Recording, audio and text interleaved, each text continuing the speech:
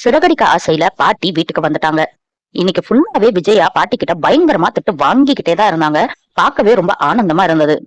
வீட்டுக்கு வந்தோடனே உன்னால தாண்டி என் பையனுக்கு இப்படி எல்லாம் ஆயிருந்திருக்கும். நீ தான் பேசி ஏதாவது அவனுக்கு வர வச்சிருப்ப. உன்னை போய் தேடி பிடிச்சு என் பையனுக்கு கல்யாணம் பண்ணேன் பாரு அப்படின்னு ஆரம்பிக்கிறாங்க. ரவி வந்து பாட்டிய கட்டி பிடிச்சோன்னா தள்ளி விட்டுட்டு, ஏண்டா போய் நீ கல்யாணம் பண்ணிட்டு வந்திருக்க, ஒரு வார்த்தை கூட நீ சொல்லல அப்படின்னு கேக்குறாங்க. ரோஹிணியும் அங்க வர்றாங்க. ஏமா மூத்த மருமகளே, நீயாவது சொல்லிருக்க கூடாது அப்படின்னு கேக்குறாங்க. அத்தை சொல்லாம நான் எப்படி சொல்ல அப்படின்னு ரோஹிணி கேட்க, ஆமா அவ எல்லாத்தையும் சொல்லிட்டுதான் அடுத்த வேலையை பாப்பா அப்படின்னு விஜயாவை மறுபடியும் திட்டுறாங்க. வாக்கிங் போன அண்ணாமலை வீட்டுக்குள்ள வர்றாரு. வந்தோன்னா அவங்கள கட்டி பிடிச்சு, அண்ணாமலை இப்படி ஆயிருச்சு, உனக்கு ஆபரேஷன் எல்லாம் பண்ணிருக்காங்களாமா, ஒரு வார்த்தை சொன்னியா அப்படின்னு அலறாங்க.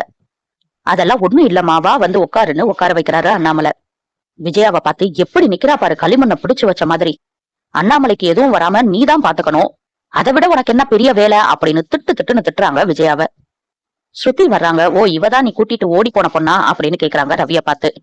ஆமா பாட்டி, வீட்டுல சொன்னோம் ஒத்துக்கல, அதனாலதான் போய் கல்யாணம் பண்ணிக்கிட்டோன்னு ரொம்ப அசால்ட்டாவே பேசுறாங்க. ஒத்துக்கலன்னா போய் கல்யாணம் பண்ணிப்பீங்களா அப்படின்னு பாட்டி பேச, விஜயா புகுந்து நீ போய் குளிச்சுட்டு வாமா, அதுக்கப்புறமா பேசிக்கலாம்னு ஸ்ருதிய உள்ள அனுப்பிடுறாங்க. ஓகே பாட்டி, நம்ம அப்புறமா பேசுவோம், வெல்கம் ஹோம் அப்படின்னு ரொம்ப சாதாரணமா சொல்லிட்டு ஸ்ருதி உள்ள போயிடுறாங்க. அதுக்கப்புறம் முத்து உள்ள வராரு. ஹை பாட்டி, ஊர்ல இருந்து வந்துட்டியா அப்படின்னு ரொம்ப சந்தோஷமா பாட்டிய கட்டி பிடிக்க வர்றாரு. பலாருன்னு ஒரு அறை கொடுக்குறாங்க பாட்டி. பாட்டி பாட்டின்னு பின்னாடியே சுத்தி வருவ, ஒரு வார்த்தை சொன்னா என்னடா, அண்ணாமலைக்கு இவ்வளவு பெரிய ஆபரேஷன் நடந்திருக்கு, நீ கூட ஒரு வார்த்தை சொல்லல அப்படின்னு திட்டுறாங்க முத்துவ. மீனா சொல்லலைன்னா எனக்கு இது தெரிஞ்சிருக்காதுன்னு ஒரு வார்த்தை சொல்றாங்க. முத்து விஜயா எல்லாரும் மீனாவை முறைச்சு பாக்குறாங்க. நீ என்கிட்ட பேசாதடா அப்படின்னு முத்து சொன்னோன்ன முத்து ரூம்குள்ள போறாரு.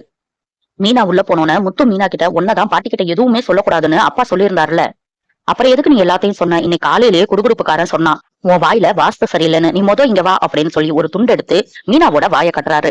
மீனா அப்புறம் அதை கலட்டிட்டு, இப்ப மட்டும் நான் அதை சொல்லேன்னா பாட்டி எல்லாரும் முன்னாடியும் அவமானப்பட்டிருப்பாங்க.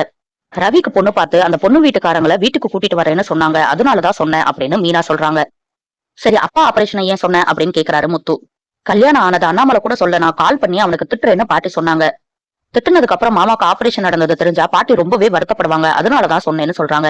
எல்லாத்துக்கும் ஒரு ரீசன் சொல்லு அப்படின்னு முத்து சொல்ல, நியாயமா தானே இருக்கு அப்படின்னு கேக்குறாங்க மீனா. இப்ப பாரு பாட்டி என்கிட்ட பேச மாட்டேங்கிறாங்க அப்படின்னு முத்து மீனாவை திட்ட, இருங்க நான் போய் பாட்டி கிட்ட சொல்றேன் அப்படின்னு ஓட போறாங்க. முத்து தடுத்து நிறுத்துறாரு. பாட்டி அதுக்கப்புறம் ஸ்ருதியை கூப்பிட்டு அவங்களுக்கு பட்டுப்புடவை வாங்கிட்டு வந்திருக்கேன்னு சொல்லி அதுவும் கொடுக்குறாங்க. என்ன வேலைமா பாக்குறேன்னு பாட்டி கேட்க, ஸ்ருதி டப்பிங் ஆர்டிஸ்டா இருக்கேன்னு சொல்லிட்டு அது என்ன வேலைன்னு எக்ஸ்பிளைன் பண்றாங்க. ஓ பேசுறது ஒரு வேலையா, அப்ப இந்த விஜயாவை கூட்டிட்டு போனா இவ வாய்க்கு நல்ல சம்பளம் வாங்குவா அப்படின்னு சொல்றாங்க. விஜயா மனோஜ் கிட்ட, ஐயோ ஸ்ருதி முன்னாடி என் மானத்தை வாங்குறாங்களே அப்படின்னு புலம்புறாங்க விஜயா.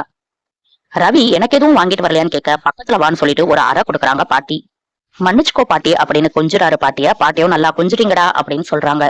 பாட்டி கொண்டு வந்த பேக உத்து பாக்குறாங்க விஜயா. என்ன இங்கேயே பாக்குற, உனக்கெல்லாம் எதுவும் வாங்கிட்டு வரல, என் பையன் என்கிட்ட இருக்கிற வரைக்கும் நல்லாதான் இருந்தான், எப்ப உன்ன கல்யாணம் பண்ணிக்கிட்டானோ அப்ப இருந்து இப்படி ஆயிட்டான், என் பையனை மட்டும் நீ நல்லா பாத்துட்டு இருந்தேன்னா உனக்கும் புத்தப்படவை வாங்கிட்டு வந்திருப்பேன் அப்படின்னு சொல்றாங்க. இதோட இன்னைக்கு எபிசோட முடிச்சுட்டாங்க.